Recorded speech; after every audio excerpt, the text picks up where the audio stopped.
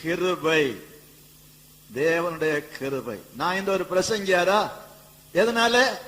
தேவனுடைய கிருபை. நான் ஒரு ஐஸ்வர்யவானா? தேவனுடைய கிருபை. நாம் படித்து பட்டம் பெற்றேனா? தேவனுடைய கிருபை. It is by the grace of God I am what I am.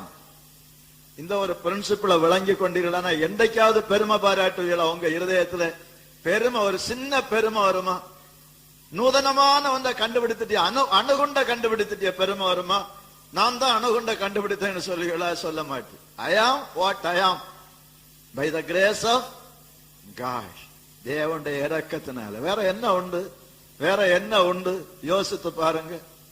ஆனா பவுல் அல்ல ஒரு குவாலிஃபையிங் வேர்டு கூட சேர்க்கிறார். அந்த கிருபை விருதாவா இருக்கவில்லை. எனக்கு ஆண்டவர் தந்த கிருபை எப்படி இருக்கவில்லை? விருதாவா இருக்கவில்லை. அதை நான் பயன்படுத்துகிறேன். வாசிப்பா, தமிழ்ல திரும்ப வாசி. யாரும் வாசிங்க, மைக்கில் இருக்கால வாசிங்க.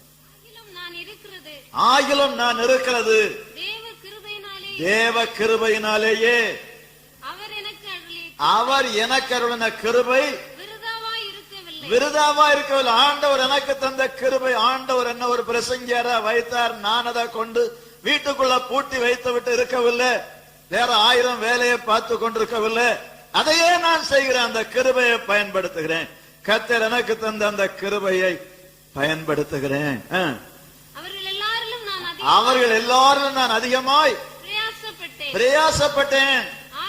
ஆகிலும் நான் அல்ல, என்னுடனே இருக்கிற தேவ கிருபையே அப்படி செய்து. அழகான வார்த்தை. எத்தனை தடவை சொல்லலாம்? வேற ஒன்றும் பிரசங்கமே தேவையில்லை. இந்த ஒரு வசனத்தை நன்றாக விளங்கி கொண்டவனுடைய வாழ்க்கை எவ்வளவு வித்தியாசமா இருக்கும். நான் இருப்பது தேவனுடைய கிருபை. First point, I am what I am by the grace of God. வேற ஒண்ணுமே இல்லை. இன்றைக்கு இந்த நிலையில இருக்கிறேன், நான் சுகமா இருக்கிறேன், தேவ கிருபை.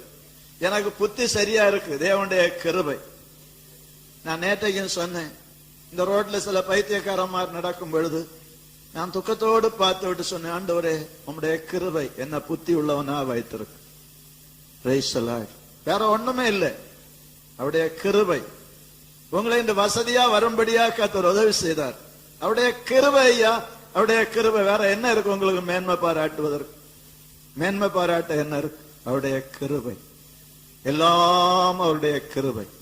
நீங்க நிச்சயமா விசுவாசிப்பீங்களா? இதை நிச்சயமா விசுவாசி. ஒரு நாளும் மேன்மை பாராட்டிராதுங்க, நான் தான் என்று சொல்லிராதுங்க. Praise the Lord. ஹல்லேலூயா. ஒரு தாயின் வயிற்றில் 2 பிள்ளைகள் பிறக்கிறார்கள்.